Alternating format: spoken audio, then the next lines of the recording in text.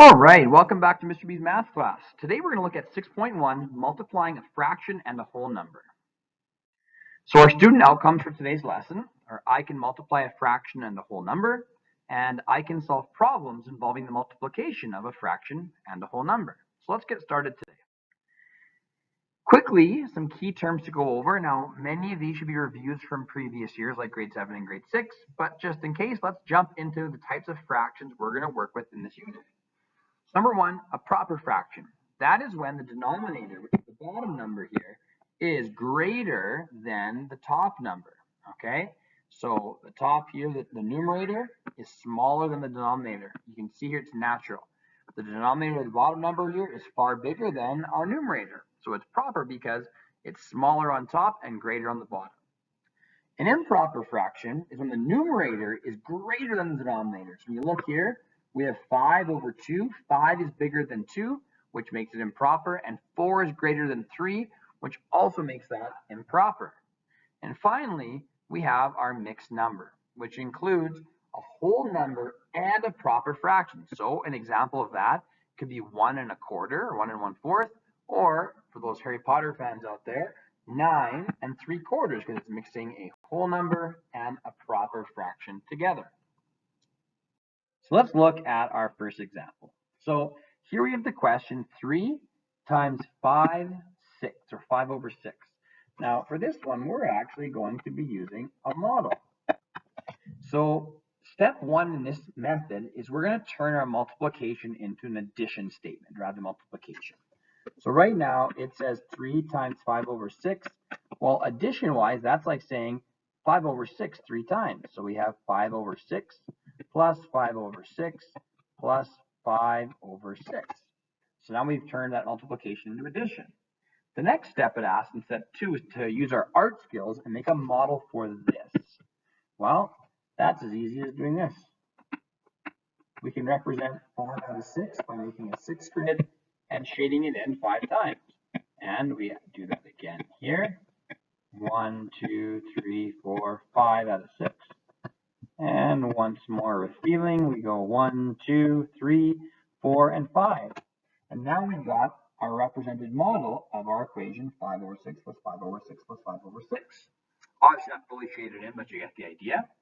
Step 3 tells us to count our shaded areas and write it over the denominator. When we look here, we've got 1, 2, 3, 4, 5, 6, 7, 8, 9, 10, 11, 12, 13, 14, 15. So I know that our shaded areas are 15, and our denominator, we don't want to just add it all together and say, oh, it's 6 plus 6 plus 6. Oh, that's 18, because it's not. We're concerned with this, because when you add fractions together, you never change the bottom. It just stays the same like that. So it becomes 15 over 6. And our final step here is to write into lowest terms. Well, 15 over 6. We need to ask ourselves, what can we divide both numbers by to get it smaller? Well, right now I look at it, I can divide both by 3. And 15 divided by 3 is 5, and 6 divided by 3 is 2. So we get the answer of 5 over 2. Now, later in this unit, we'll talk about converting our improper fractions to proper fractions. But for this lesson, we're just concerned with getting the right answer first. So you can actually leave it in this lesson for now as an improper fraction. Now, as I mentioned, there's a second method. There's 2 methods to solving this. Before it was a model, this one we're actually going to solve just using multiplication. So pretty much there's just 2 steps. Our question says 3 times 5 over 6 like before. Oops, I'm just going to write that a little bit nicer. 3 times 5 over 6. Well, it's telling us right now, step 1, multiply the whole number by the numerator. So it's telling us here, please just multiply those together. Well, 3 times 5, we know is 15. And then the denominator is going to stay the same like before. You don't touch it. And it becomes 15 over 6. Step 2, write in lowest terms. Well, like we said on the last one, 15 over 6, divide them both by 3, and we get 5 over 2. This is important to note in this method if you're going to choose it, It is as simple as, yes, multiplying your whole number by the top and putting it here and placing it back on your original one. Don't ever change your denominator in these questions. So let's take a look here.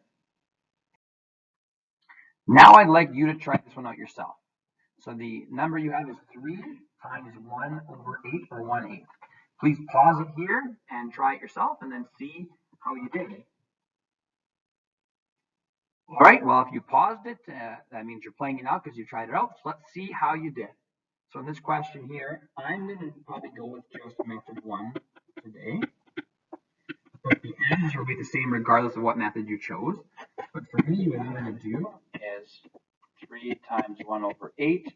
And I know that for this question, I needed to take my whole number and multiply it by my numerator, which gives me 3 times 1, which is 3. And I know that I need to put it over top of my OG denominator. So now I'm going to put it over 8 because that hasn't changed. And when I look at it right here, nothing changes in it. 3 over 8, it's perfect, it's done, there's no lowest terms. So we're good to go, and the answer is 3 over 8. So if you got that right, congratulations. If not, maybe go back and give it another shot, especially if you tried method 2. Now let's take a look. Now this question here, I think I got cut off by my recording software, but that's okay. We're doing some problem solving here. This question might bug you. Just kidding, that was just a bad pun. It should be very easy for you here. So it says a spider has 8 legs and an ant has 3/4 as many legs as a spider. How many legs does an ant have? When we look at it, let's pick up the important information. We need to know how many legs does the ant have. We don't know that yet, but we have a piece of information that will be able to help us. We know that a spider here has 8 legs. So we'll draw that down here. A spider has 8 legs and an ant has 3/4 as many legs as a spider. Well, this is pretty simple. We have a whole number in our fraction here.